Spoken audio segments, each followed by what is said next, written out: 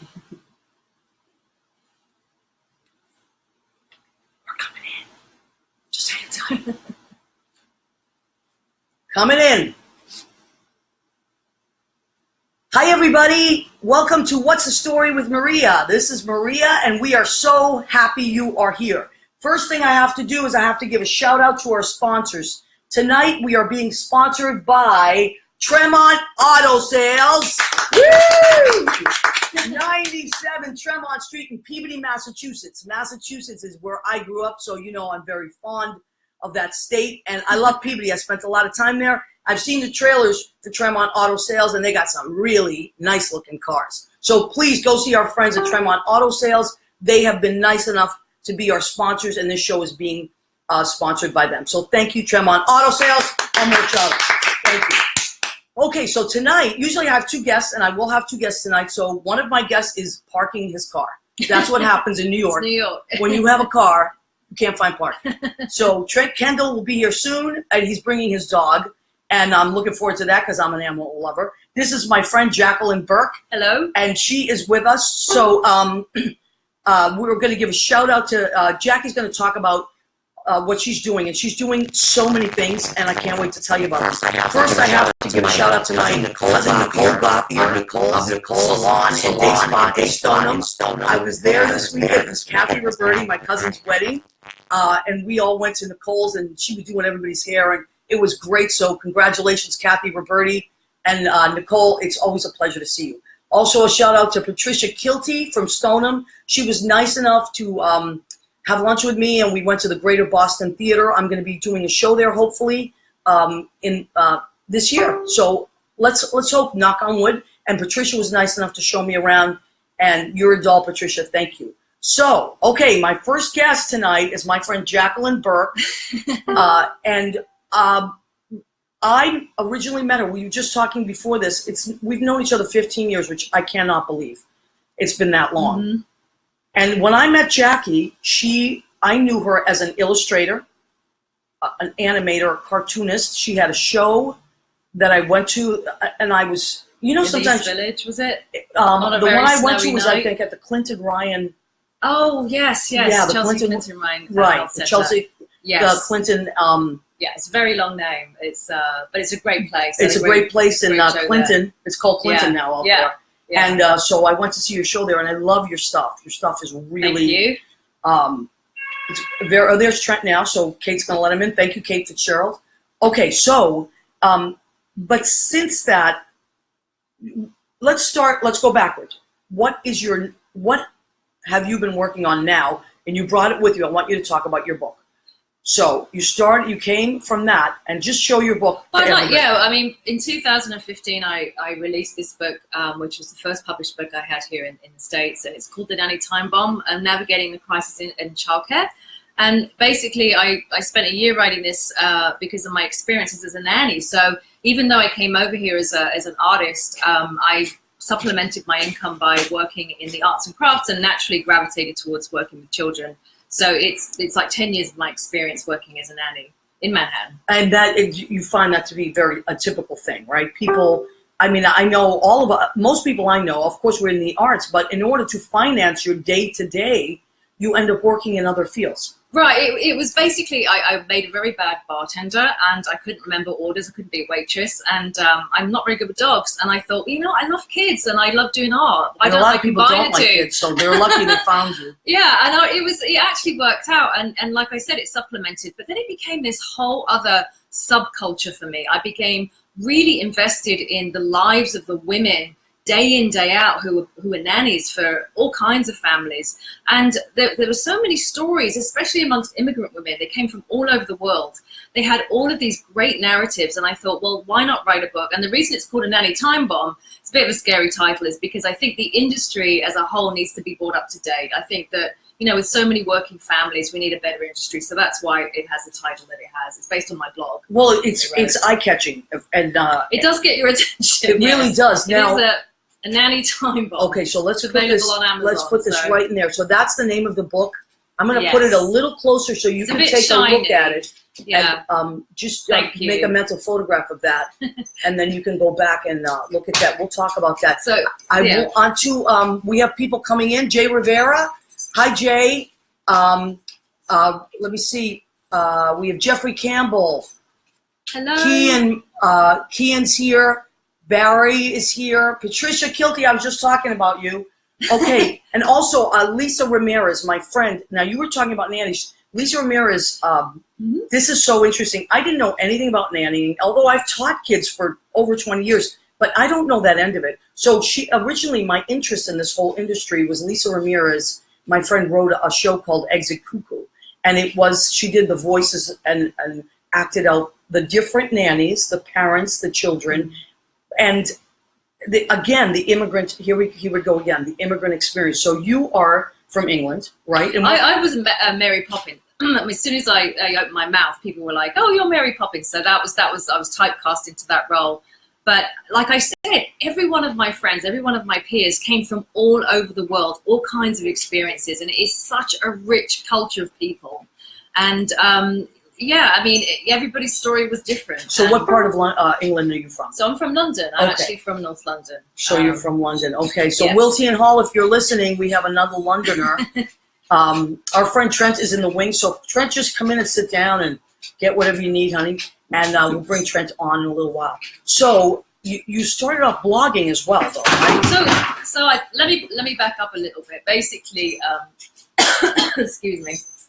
I came here as an artist, and throughout my whole immigration process, I was processing art visas. So, and then I was also writing at the same time. So the book, the nanny career, the art shows, everything kind of just collided into my immigration experience. So I'm typical creative in that I've got tons of things going on. And you're a Gemini, we found out before. I'm a Gemini too. So Gemini's which just adds a bit more magic out there and craziness.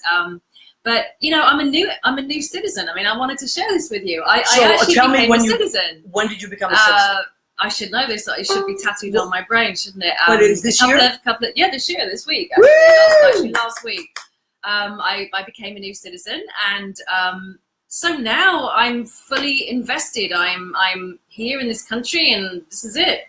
There's so many things going on, and it's such a great time to be a new citizen. And now I know that the book is this is really big. Are you still doing any of the animation, or have you put that aside? I create my art on the side. It's very much a hobby, but now I'm virtually a full-time writer. I've got another book out with my agent, and that because the nanny book led to other opportunities. Obviously, right, but you're a great writer, and you. Oh, thank you. I mean, you are a great writer. I love to write, and there's a social justice element to my book, and I still feel very passionately in all of the things that I write about. I still blog, and I have a baby. This is really important. So we have, I was telling her earlier, I have a lot of friends that have babies. And the first, Emily McNamara and David Ingber, my friends, I actually officiated their wedding. They have a beautiful little baby, Lucy. I think she's maybe 6 months now, if that. And so they would love, tell them about the blog again. I tell you, it's called, the it's website. Called Baby Does NYC, and how it came about was as a nanny, you have to road test every piece of baby equipment like a parent. So there's like a million different things that you can do with all kinds of baby gear. So I began to review, I began to blog about it, and I began to realize that parents go through this massive learning curve when their baby is between 0 and 24 months. But every child is different. So when you're in the industry for 12 years, you've seen a few things. You meet a few experts. You get to know pediatricians. Wow. So basically what I wanted to do was bring in all the experts and give parents the resources, especially in a city like New York. There's so much great stuff going on for babies and toddlers. But that's a lot of research. That's a lot of research. Yeah, it is, but I was living it. I was testing it. I was being in that world. So, I still write about kids. I still write about babies. That's pretty much my business very today. ambitious, though. What you've done is I'm very excited about it. Yeah. I think you're passionate about it. I'm passionate about babies and kids. They're just wonderful, and I'm very passionate about New York. I think it's a fabulous place to raise a family. And you know what's funny? A lot of people would think the opposite. They would think I would never raise a child in New York, right? Have you heard that quite often? Yeah, some people. But I think it's a wonderful place for kids. But then when they have the kids, it's very different. Then it's very, it's a village, right? So New York City is a patchwork of villages. So your neighbors become like a vertical village, if you will, in a tower block. So you get to know people in your community. And there are so many things to do here with kids. You're never really that isolated. Well, my friend Ruth Flynn always says her daughter's now in her 20s, but she raised her daughter here and in Miami, and she said that there's so much free stuff to do in New York. So much free that you have no idea about. So, right. So if they go to the tell us the website again. So it's called Baby Does, DOESNYC.com. If you Google it, all my social media will come up. And we often list on our calendar a low cost and free events because we want all New Yorkers to share in the resources that New York has to offer. So it's very important for us. That's our mission statement, actually. Did you do that first or the book first? Which came first? In tandem, okay. In tandem, because like I said, my two worlds collided. I was working as a nanny, and then I was working with these kids, and I was doing my art and I was doing my writing. So all of these things kind of converged into one activity, if you will. Yeah, but that's a total typical Gemini mind. How that goes. It's a little bit clustered, yeah. Yeah, but it's great. But it works for me. All right. There's a lot of moving targets. Okay, well, we're going to bring you back for sure. And then I want you to talk about also the other thing. And we're going to keep coming back to it. Let's, why don't we bring Trent on? Trent, you ready? Sure. All right, we'll switch. I'm going to switch over here. Switch over here, and we'll put Trent in the middle. So my friend Trent has just come from, he has made quite an entrance here. He has come, driven in the car. And then he brought what's your dog's name, Trent? Sure, but let me just stop hiding that the dog is here. No, the dog there's nothing to hide. I usually have Rizzo. My dog Rizzo's usually here. Dog, she's at Judy's tonight, so it's not a big deal. Come closer, Tiger, actually. Yeah, she can walk around. The book is, the baby, okay, this is my baby. Oh, okay. Now, I used to live in the city, but yes. I just realized he's never been in Manhattan. The dog? So I just parked in. We're looking for, a space. That's making it anxious. But the garage and the streets and the people, and he smelled Chuletas. That's it. And he got excited. Hello. That's it. All right. So let me, because I want you to get in here more, Trent. Okay. Yes, can you, please, let's all touch knees. Yes, we have to touch knees. So, okay. So we're all in here now. So Trent, now you, I met you how many years ago? Maybe like 15 years ago? Maybe 2002. All right. Yeah. No, literally, I know when it was. Tell me. It was 1990, Marie. Was it? Yeah. So we were like really like just youths, two youths. No, and people say this all the time, but no, I mean seriously, it's not that you don't look different. We both look better. We do both look better. Yes, but I mean, I don't know how that happened, but it did. Right. All right. Better technology. So I don't know. You, I've always known you as a singer, and then you've been in a bunch of Broadway shows, and I had the luxury of seeing some of those. I saw you in. I'm not gonna make you work. No, I know. Look, my favorite thing I ever saw you in was probably you forgot you even did it was Bad Boy. How am I gonna forget that? Right? I mean, Bad Boy was my favorite thing I saw you, and you played a bunch of different roles. Yeah, so that was like right around. That was just before 9/11.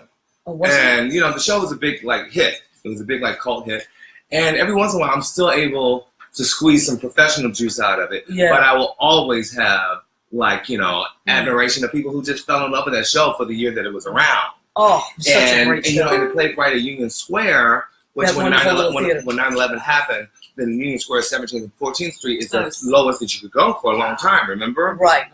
And I remember that. So if it wasn't for all that traffic and stuff, shows would be. All right, so we're Facebook Living. So this is Trent Kendall, and I tagged you, Trent, so your people on your page can see it.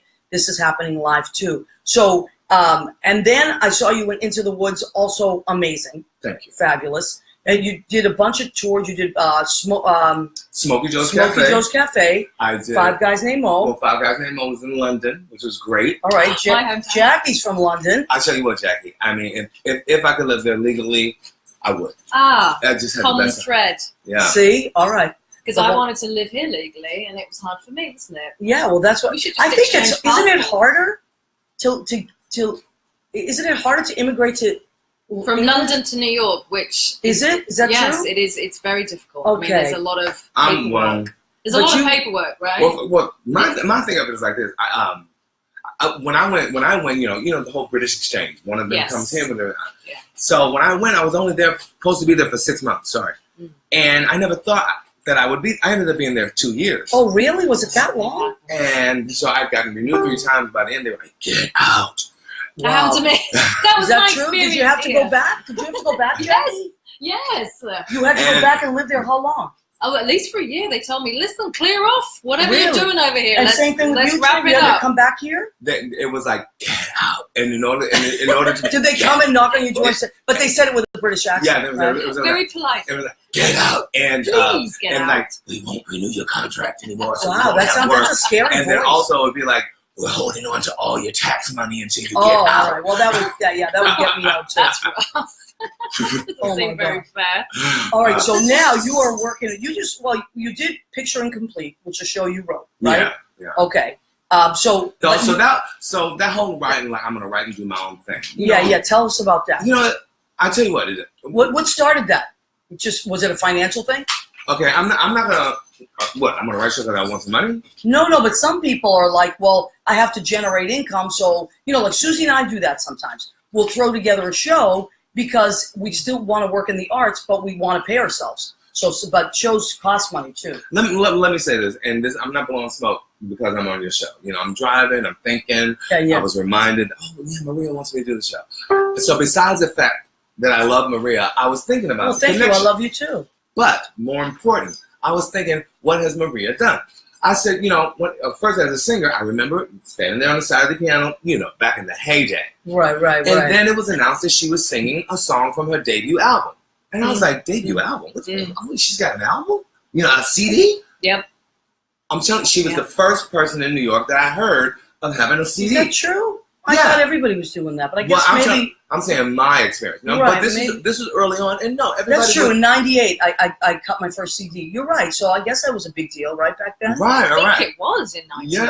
Yeah, you're right. Then everybody. That's very indie, And then I did my next one in 2003. So yeah. So when I was in London, I recorded a CD there that was supported by a label, but I was like, yeah, I should be pushing it here too. Of course. And it really set me on a. So I was like, when I first started you not only as a singer but as a person who produces for themselves. Well, thank you. But that's what got me to ask you the question is because, like people like me and Susie, we're like restless. Like if you're the type of person that goes and auditions for these, and you have the chops to do that, and you get into these Broadway shows.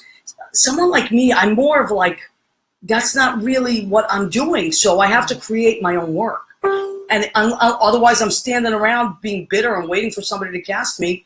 I get too restless. So I think the lesson that it took about 45 years to learn is whatever gets you there gets you there. Yeah, right. And whatever your path is valid. And I love that. Your path is valid. I love that. I think, sorry to No, interrupt. I'm please definitely not a musical myself, and I'm not a performer like yourself, like an actor.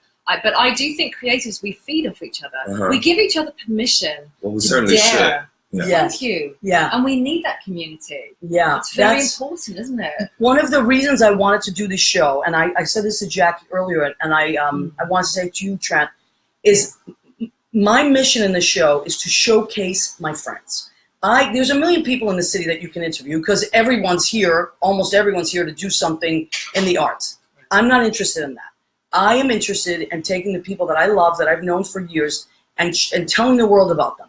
And I want them to promote what they're doing because I know just from living here almost 30 years how damn hard that is. It's so hard to stay in this business, but it's so joyful when your stuff comes to be. So your latest thing that you're working on now is the Louis thing, right? Well, I have a. Tell me what you tell me. The thing of it is at this late age, learning that I actually can do more than one thing at a time. Because my thing, I am a self-starter, but I move a lot and then I stop. You know what I'm saying? Because and I used to just blame it on money. Or I used to be able. I'll be like, I'm gonna do this. I'm gonna do this to entertain myself while this job is running. Mm-hmm. But if I'm not in a show, I better not do anything because I got to hold on to the little bit of money I got. Uh-huh. So it took me a while to say no. Budget yourself better. Mm-hmm. things in motion stay in motion, right? Right. Okay, that's another good one. Things Right. in motion. Listen up, kids. And all those years ago, when I remember you and Susie's, well, what was the first show for me? Yeah. And I was like, see, they can do that because they got each other. Right. And I was It's like, true. Trent, bullshit. I said, that helped. Can I cuss? Yeah, you can. I said, so bullshit. I said, because I got people like Maria and Susie rooting for me, who want you to do it. For you. You root for us too, though. Yeah, and that's what you need. But that's what we. And That's stop what Jackie stopping was saying. yourself, right? Yep. And what Exactly. we do in this town, in this city, and I mean, the people I associate with. Listen, if you're a jerk, I don't really want to hang out with you. I mean, we network and stuff, but I love who I love, and I love people that care about me, and it's the same way. Like we have to support each other. Like I do go to as many shows as I can. It's hard because I work nights, but I do read as much as I can that someone else has written. I do care about what other people are doing. It also says if they're succeeding, I can succeed. Exactly. Right? Right. And if you don't know that person, I'm going to leave you with a tip before we go. If you don't know that person, that you also should be, if that sucker can do it, I can do it. Right. Exactly. So quick, you were asking me what am I doing, right? Right. So yes, I have. So I did have this one-man show that I did for about 5 years off and on. And the one-man show was the Picture Incomplete. Picture Incomplete. Okay. Yeah, and so that was about a guy in his 40s. Yeah, well, look, honey, I'm in my 50s now, so 40s was my favorite decade. So I'm okay. Yeah, so I'm around there too. Right. So the thing of it is, did that for about 5 years. Yeah, other people are doing it now. That's great. Right. And then I've had this show all along that I've been waiting to pull the trigger on. Was this Louis and Ella? Louis and Ella. Now let me. Louis Armstrong and Ella Fitzgerald. Now, besides the fact that you need money, you got to get rights and all. You know what stopped me for a long time? What? I said, I'm too fat to play Louis Armstrong. So I would just do a showcase of it and I put it away. And I'm always waiting when I get down to the right weight. Okay, so we're going to talk about weight too. Yeah, we have to talk about weight. We have to. Because obviously I'm very skinny right All now, right, so let's stop for 1 second. If you can squeeze between us. I know. Let me tell you something. We're going to stop and I'm going to just some shout outs. All right, Leo Rodriguez. Hi, sweetheart. Oh, look. Leo Rodriguez put the Baby Does NYC up. Thank you so That's much. my friend Leo. Thank you. Thank you, appreciate Leo. that. Charles Thank you, Leo. Caselli, thank you so much for checking in. Tom Greenleaf, he was an early a duplex guy. He used to come in, so he probably knows Trent as well. So thank you, everybody. Just keep checking in. We love it. If you have any questions, I'm trying to read this as I'm interviewing my wonderful guests as well, my it's friends. very exciting. Things keep going. Oh, yeah. There's That a lot means going people on, love and it. Your dog is so friendly. And your dog is so sweet. It's kind of like being on the Chelsea Handler show. I know. And All we need is a Chewy's kid. walking around, right? There's That's a couple kind of kids in here. It'd be complete. Have you wouldn't been it? on the Chelsea Handler show? No, I have not. Although Judy has been. She's been in the audience. Okay, so what Yes. we were talking about now, Jackie, have you had experiences like that where you're working on something and I want to go back to the weight thing in a minute, but where you're working on something and you say, nah, I can't do that because, will you trip yourself up? Or you start to I'll sabotage? tell you why. Tell me. And I'll tell you why. Because I was processing my art visa, my whole life here was on the line. And it helped me. Pressure, right? Massive pressure, but it kept me hungry and I couldn't just go there. I had no choice but to carry on. So I did the shows. I got the reviews. I had a lot of help. I've got to tell you guys, I couldn't have done it without my community. Right. Or my friends. So, Well, yeah. But that does happen to me now. Yeah. That does happen to me now, yeah. But that's what, somebody said it takes a village, and also Yes. it is a community. We help each other out. You can come here. A lot of people come here, and that's another thing about the show. A lot of people listen to it because they want to move to New York or they want to work in the arts. And hold on. I thought something was unplugged, but it's not. They want to work in the arts and things like that. And then they find that they get here and it's not what they thought it was going to be. Or they get here and they realize you better make some friends because you're going to really need them. And I don't mean a financial thing. Yes, that's helpful.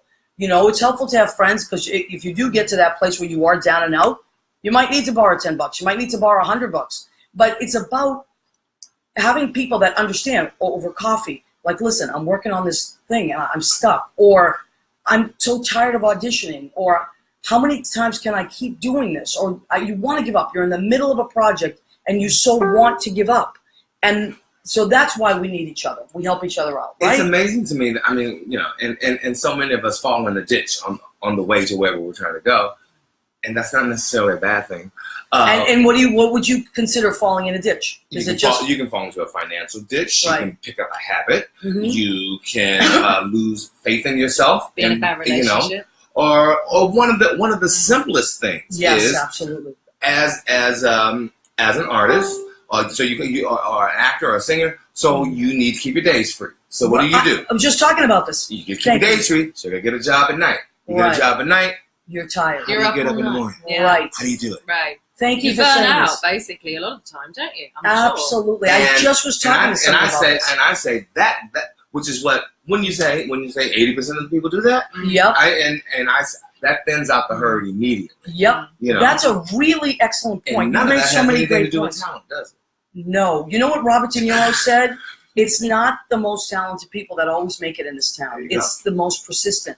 Because a lot of the talented people, not that those of us that, or those that do make it, Right. aren't talented. It just, that you're right, thinning out the herd. He said the most persistent makes it. Because a lot of the talented, we're all talented in our own way.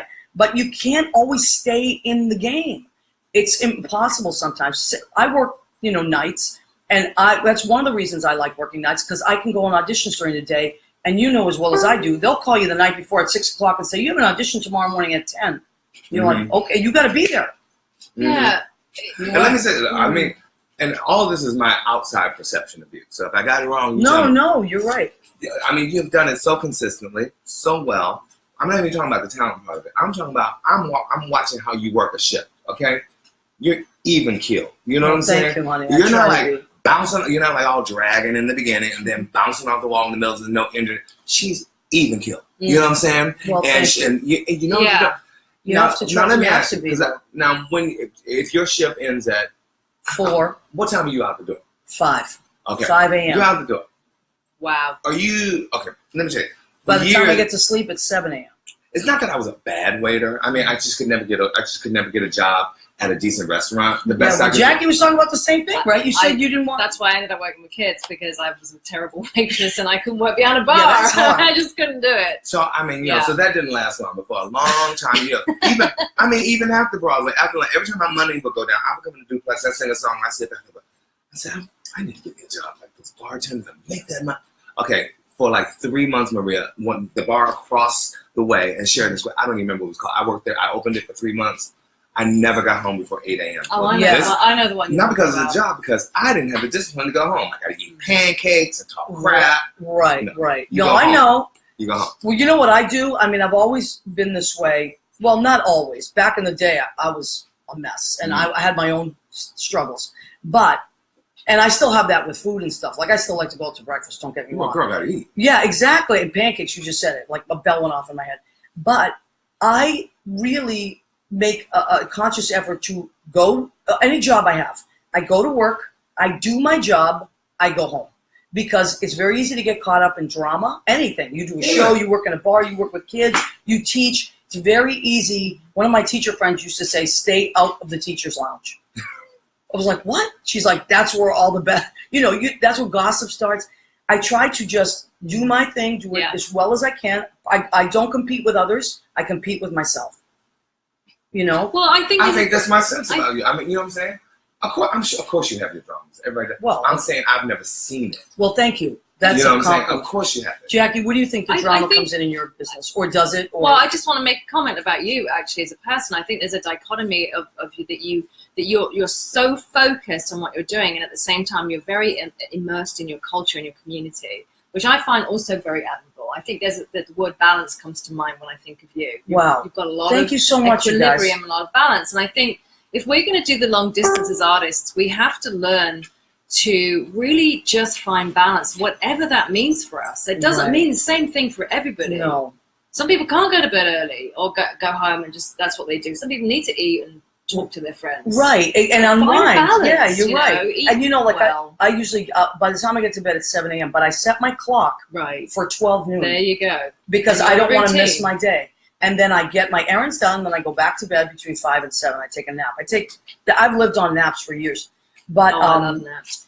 Okay, so let me just check the time where we're at for time. It's good. We're doing really great. 9:33. So the show ends at 10.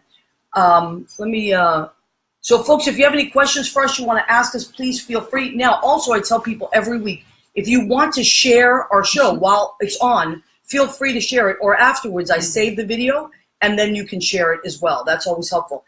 So I want to tell you, this is how you can listen to our show. Joe Rocks, my boss here, gave me this new thing.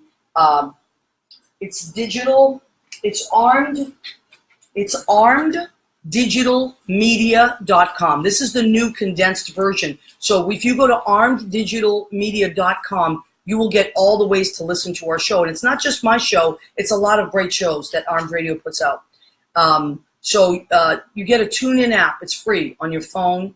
And you download it, and you can get so many amazing things happening live. So our show runs on Armed Radio live on Tuesdays at 9 p.m.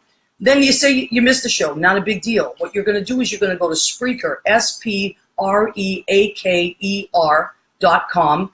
I love the podcast because I like to listen to it in my car a few days later, and it's just a whole different experience. So Spreaker.com, you type in What's the Story with Maria. You will see it'll start with the latest show going back chronologically, and it's archived. So you can listen to our show tomorrow, usually 24 hours later you can listen to it.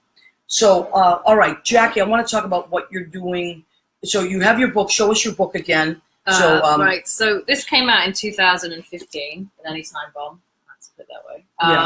But since then I've been running my company, and I've also been writing fiction, which has been creatively wonderful. Wow. To go away from non-fiction into the world of fantasy. And so I wrote a novel with based on the story of a friend of mine who used to work in Wall Street. Oh, wow. And it's basically about her life on Wall Street. So, and it really is about the trading. We made sure that we kept it all about really the business and the trading. And yeah, she's a woman, but a lot of it is her journey. Well, right? that's going to be it. I mean, I know so many people that's that are out there interested right in now. that stuff. That's and fascinating. she possibly falls in love with a really quirky, black Midwesterner who used to live in Oh, London. you had to throw that. You had to pull that early hard. 50s, but could pass for mid-30s. Wow. Okay. Yeah, you see, he's putting in. so. He's networking. All right. So that's what you're. And so is it? Yeah. It's based in some truth, of course. It has to be. Yes, Yeah. absolutely. And I also wrote a quiz show for based on the You did? LGBTQ community. I didn't know that. Because when I first came to New York City, that was really my hub. It's where I went for all my cultural information, all my people and activities and stuff. So yeah, I've done a lot of writing. So I've kind of gone from one world into exclusively writing. And, my partner's an actress, part-time actress, and she does her own creative stuff. So I'm very in that world by default, I would say, probably by default, but very gladly so. Can I ask you a question? I write as well. But what I'm saying is, Bring your voice up too, like, Boo, so we not can like hear you with the book and stuff. with the writing. Yeah. Like, do you have several things spinning at one time, and then one comes to fruition, or do you say, I'm going to sit down, I'm going to write this book about, I'm write this one to completion, then start something else? Do you give yourself a time frame? It has to be done by this time.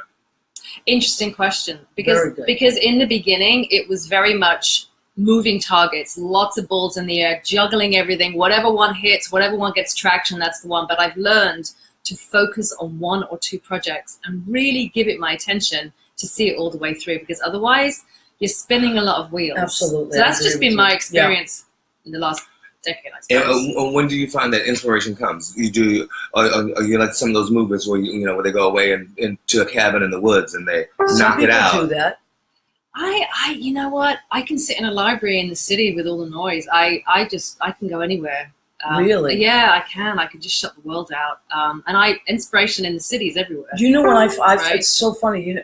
Because I do feel that some people I'm going to write from 10 a.m. to 2 p.m. today, and that's what they do every day. And they give themselves I can never do that. Yeah, no, me neither. Because my brain doesn't. I'm all over the place. Do you know when I find the most peace is when I'm driving? When I drive, my mind just wanders. It's beautiful. Sometimes what I do is I'll bring a tape recorder. Yes. And I will literally tape while I'm driving. It's a good idea. Well, and on your phone as well. Yeah, There's an app. you could do that now. It's so You cool can on your phone. Turn You it can into do text. Totally. Yeah. So I'm Yeah. old school.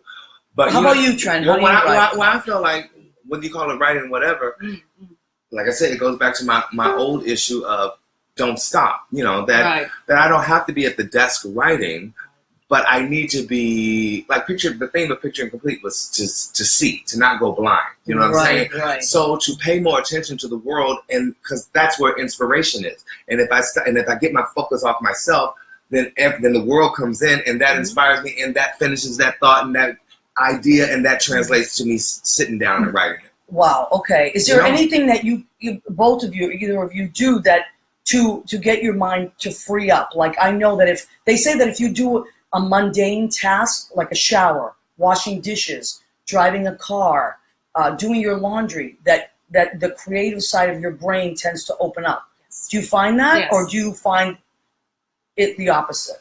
How about you, Jack? You go first.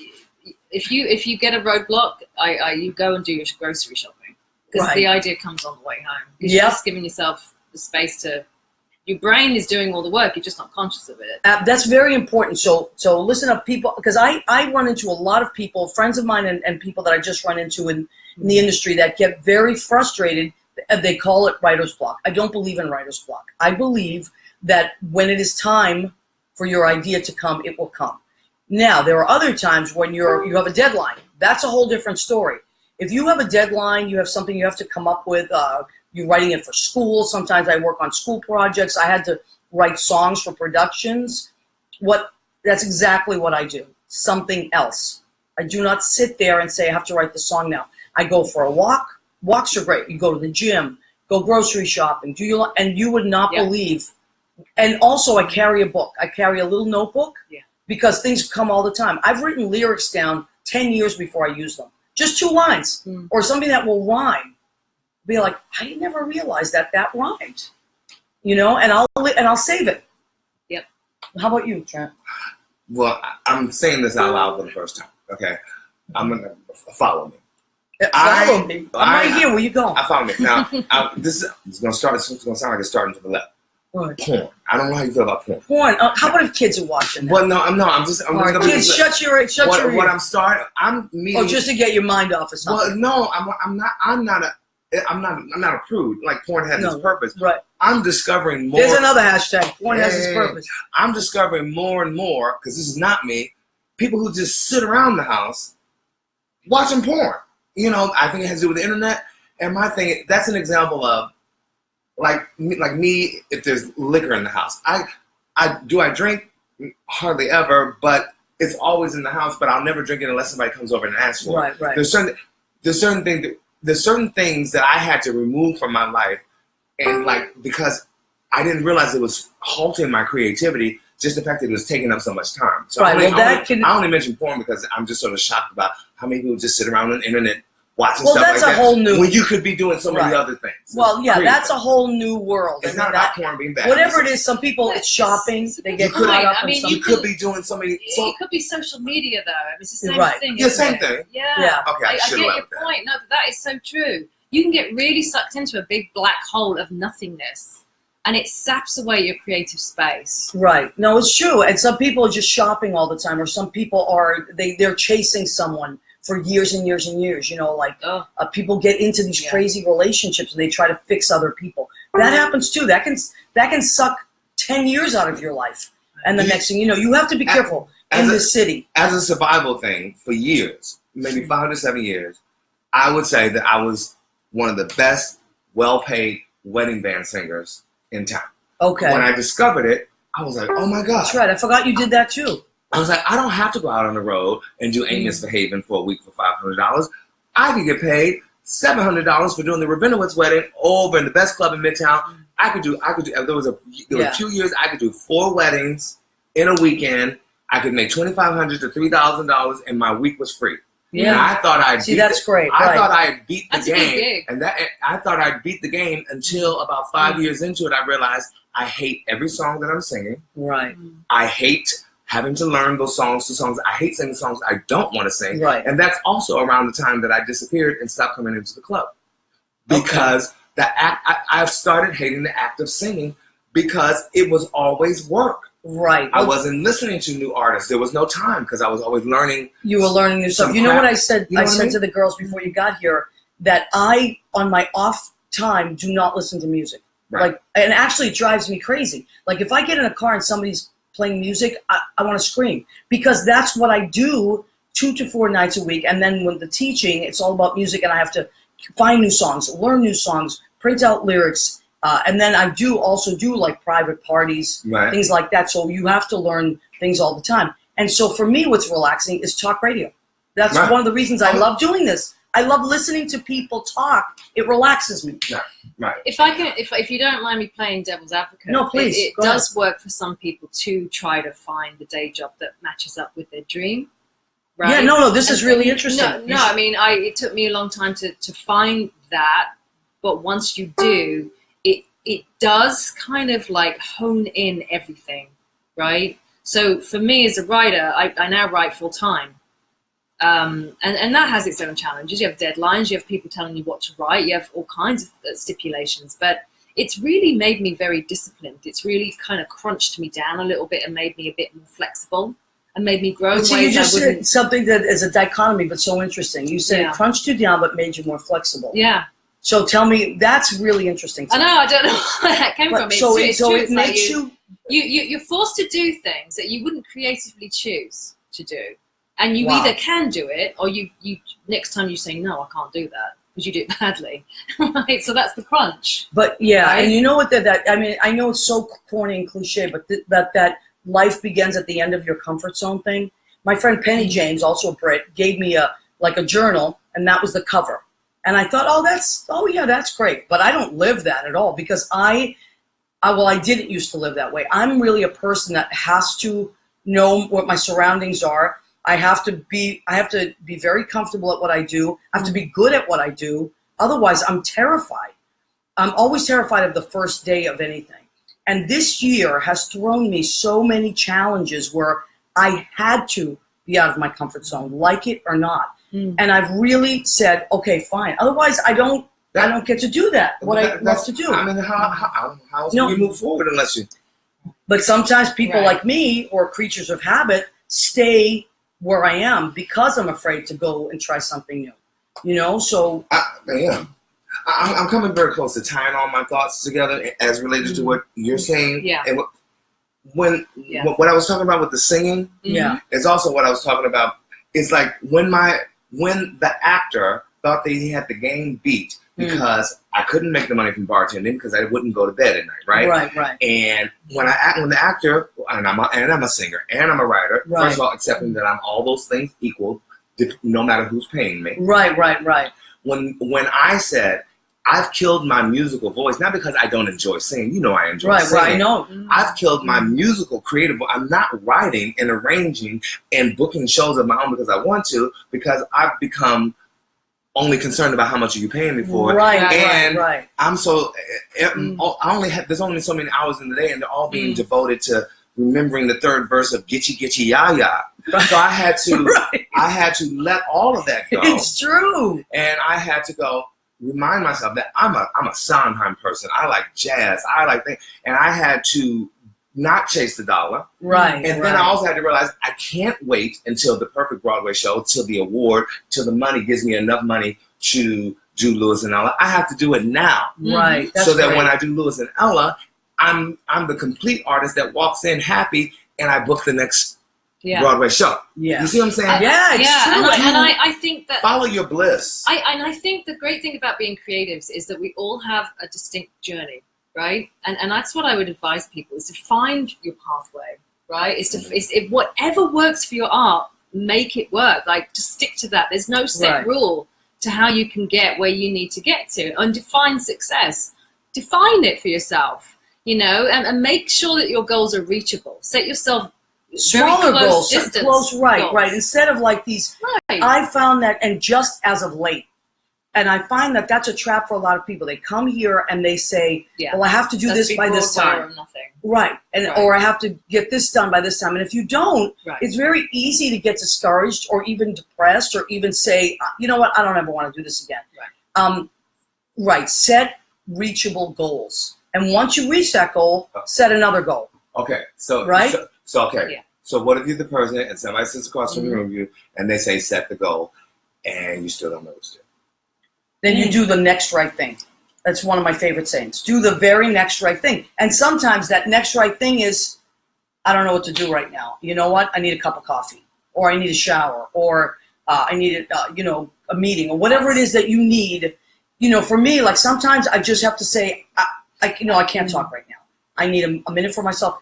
I know this sounds corny, but meditation always. If I meditate, and sometimes you don't have a chance. It might be on the bus. How are you going to meditate? I just close my eyes, or I just take a minute and I just recenter myself. That's all it is. It's amazing. It's sometimes people outside me have always assumed that because I was busy, that I was happy with what I was doing. Mm-hmm. And sometimes I would be and sometimes I wouldn't, but I would never try to say that I was unhappy or not fully satisfied because I didn't want to sound ungrateful, and especially if they're sitting there not getting what they want. Yeah, and that's an honest, I like that you said that. That's a very honest answer. And I think I have always appeared more self-assured than maybe I was. I don't deserve no pity, but what I'm saying is this. Right now, I'm just getting back to the audition game. Right. Like for 2 years, without saying that I was going to do it, I've actually employed myself doing my own stuff. Right. Without intending to. Well, I'm not plugging. I want to show you something. Yeah. You know the weight's been up and down, right? Yeah. Okay. So, last year, so this. I stopped auditioning because I didn't have time, and I started leading this band. Okay, this band. See, he's heavier there. Well, it doesn't matter. I thought, weight-wise, that's where I was supposed to be. So I took on the band. I always wanted to have my own band, but I never thought that I could have my own band because I knew that I wouldn't have enough time to be the actor, right? Right. So I said, you know what? I'm working as an actor, but I'm not happy.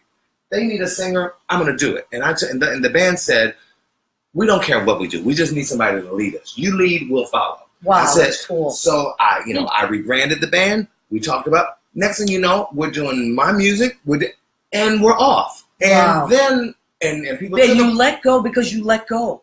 That's what happened. You let go of a result. Right. That's what happened. And you know what? And the internet is perception. Perception is reality. Right. And I'm not saying somebody picked up on that band and said, "Doesn't he have a Louis Armstrong show too?" Wow. And all of a sudden, the Louis Armstrong show comes in, There right? you go. And I'm working There you go. Yep. And then I'm so damn busy, I lose 50 pounds without even trying. Right. That's what happens. So Now I hate. This is an awful segue. This is an awful. Put that in a bottle for someone to take because that is a really good formula. Just literally busy and happy. Busy and happy. Busy and happy. Busy and happy. So now stop the presses because we got a segue. We've talked and we've had so much fun now that we only have 10 minutes left for our show. Can you believe? No, this is wonderful. It's wonderful. Kate, may I ask for your help? Sure. Can you pass me that sandwich? So this is our friend Kate. She's going to be on the show down the line. So this is what I made tonight. Every night I make something for my guests. For God's sake. Thank you for noticing. I mean, nobody. So, I do. All right. So this is my pulled pork. I made pulled pork sandwich with homemade coleslaw. Wow. And, of course, you got to have chips. Because it's the end of summer. It's 90 degrees literally today. It's September 26th. Yeah. It's 90 degrees. And that's what I made. It's Michael Isaac's birthday today. My friend Michael Isaac. I love you. Happy birthday. Happy birthday. It's also Nate Bucherri's birthday. They happen to be born on the same day. Two amazing, please, Evie. Two amazing piano players that I adore. And they're musical directors, too. Okay, and then we have cupcakes, chocolate and vanilla cupcakes from Trader Joe's. One of my, thank you, Kate. The bun is sitting just so. Yes, thank you. You noticed that. It's all in the presentation. So we have chocolate and vanilla cupcakes from Trader Joe's. I'm going to eat those afterwards. This is how I lure in my guests. So let me, as a matter of fact, let's check. Oh, I thought I saw Ron Ruffin. Last week we had Ron Ruffin. He checked it. I know. My hometown. Is Ron Ruffin's from your hometown? Me and Ron Ruffin are the only two things come out of St. Louis since the Corvette. All right, all right. Ron, did you hear that? So we're going to have Ron on. Johnny Tomorrow just joined us. Melanie McLaughlin. Rosetta Serino, my cousin. Hi, Rosetta. I just saw her this weekend at Nicole's salon. Jay Rivera, he says, you look great, Trent. You know, Jay is a personal trainer. He was on our show. He was on our second show. So, Jay's hot. All right, so you heard so many. Jay is so hot. Everybody. As a matter of fact, that was the whole show. You know why Jay's hot? Why is Jay hot? Because Jay is a sweetheart. Yes, thank you. Because he doesn't try to be. He's working on a movie, by the way. I'm going to be in that movie. I'm playing a mother in that movie. I'm playing a very controlling mother. I can't wait. And Jay wrote a screenplay. You are so good on him. I love it. I love it. Well, listen, you and I have done some commercials in our day. You really did a ton of them in a row.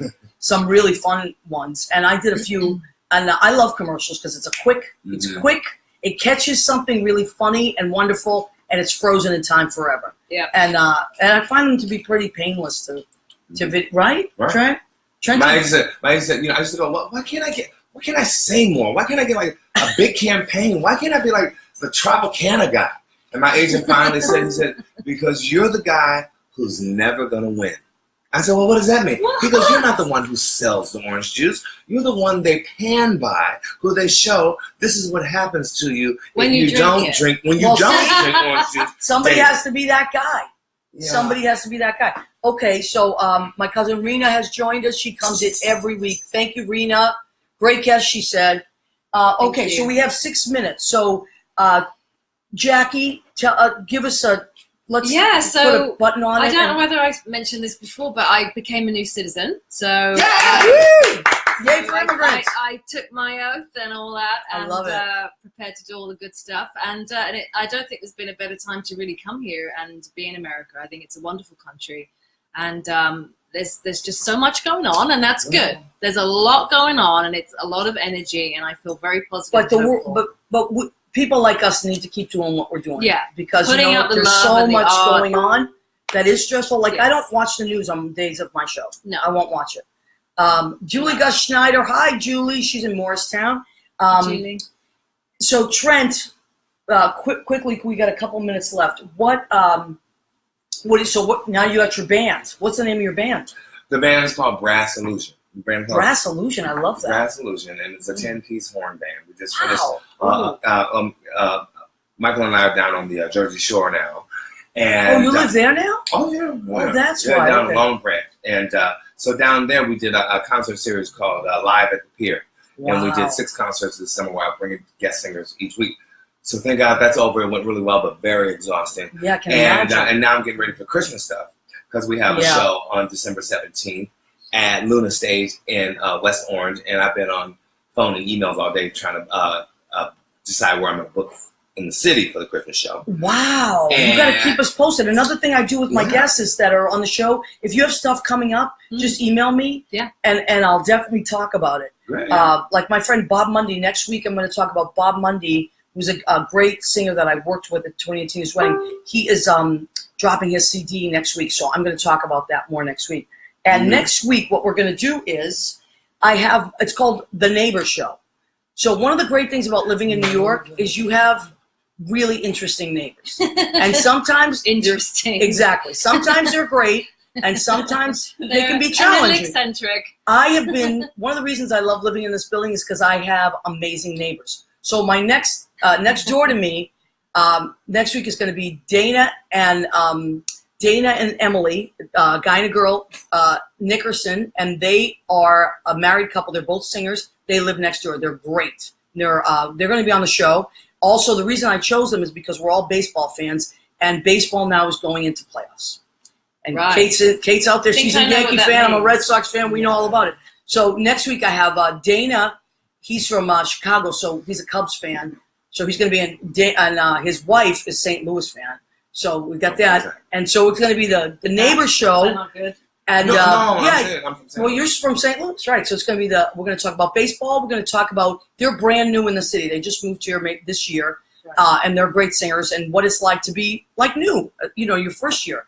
And also my wonderful neighbor that lived in that apartment before Dana and Emily moved in, Heather Hooten. She just got married recently to a really hot guy. And you know what, Heather? I knew the day he picked you up, that first date, I knew it was going to be a problem, and you were going to marry him, and I was going to lose my neighbor. I knew it. I was like, no, because she was the best. But I'm so happy for you. She moved to Pennsylvania. I think she's in Pennsylvania. So she's going to call in next week.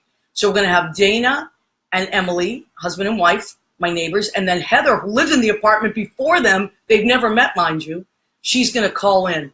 So she's a great singer and a voiceover artist, and she's got CDs as So well. how do we listen to that? Is it on Facebook and? So if you want to listen, Yeah. just listen. You go to armeddigitalmedia.com. Okay. You type that in, and you will hear it live next every Tuesday at 9 p.m. If you don't have a chance, or if you just want to watch us on Facebook, you can do that as well. That's what I was thinking of. Yep, that's great. Please join us on Facebook, and then we'll always talk about your stuff. And then, if you miss that, I always save the video. You can watch it again. Please come back to my page or someone else's page and watch it many times as you want. Or you can listen to it in podcast on Spreaker, and you'll get that as well. That's the podcast. It's archived. You can go back and listen. This is our 11th episode, and we have had the pleasure of interviewing so many wonderful people. We got about 2 minutes left. Do you feel pressure each week? Yes, I do feel. But now I don't feel pressure to who I'm going to get on the show because I book it in advance. But also, it's so exciting because I'm like, who am I going to sit next to each other? What is going to? It's like that's what I get excited about. What I feel pressure about is staying connected to the radio station. Sometimes we've lost connection. Making sure everything goes right on Facebook. Making sure that I'm ready in time. Okay, so I think we're going to... okay, so Jimmy is telling us that we're almost done. So those are the things I feel pressure about. But it always works out, and then I just let go. I told these guys... you're very good. I love it. Really? I'm never nervous while it's taping. I'm nervous before. You were nervous but I will... Okay, we're going to wrap it up. Thank you, everybody. Join us next week on What's the Story with Maria. We love you.